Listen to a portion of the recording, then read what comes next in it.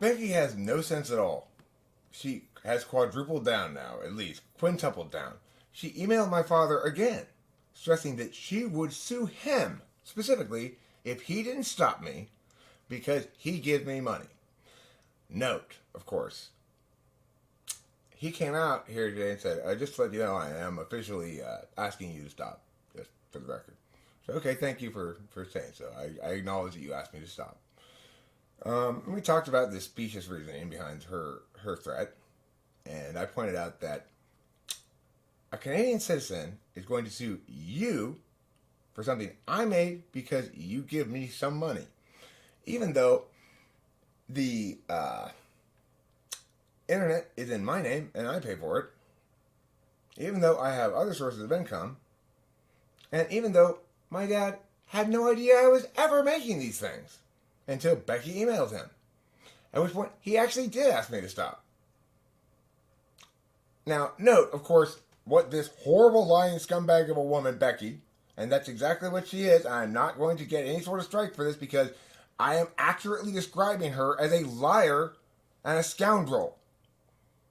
She has lied and slandered me to my father. She had doubled down and emailed him again, threatening to sue him specifically. He's not going to respond, Becky, of course. Now, if you are going to sue us, you know what the first step is? I do. You need to send us a demand letter. Oh, wait, that's right. For what court? We got to sue us then. What court are you suing? What lawyer is going to send us this demand? Are you going to write the demand letter yourself? What are you going to demand from us? Because we have to refuse your demands before you can sue us. Or you didn't know that. What are you going to demand, Becky? Because who knows? Maybe we'll accept your demand. Maybe we'll just give you that money that you want. Or what do you demand? That I stop talking about you? Not if you're going to keep emailing my father. It's never going to work, Becky. He's not an idiot. So, Becky O'Coin has emailed my father and threatened to sue him because he's not stopping me from telling the truth about her on the internet.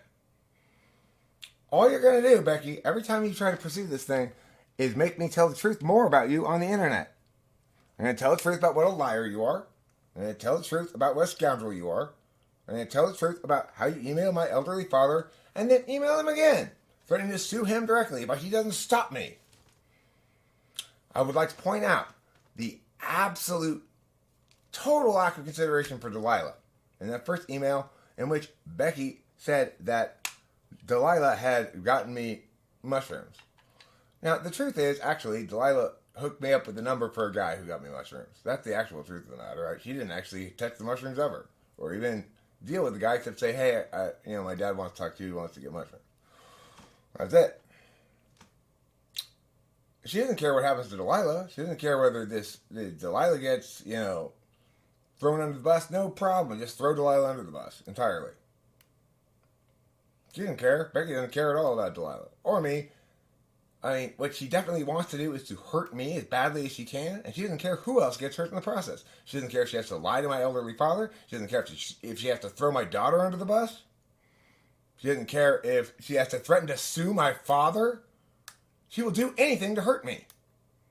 Because she is a spiteful liar. That's why.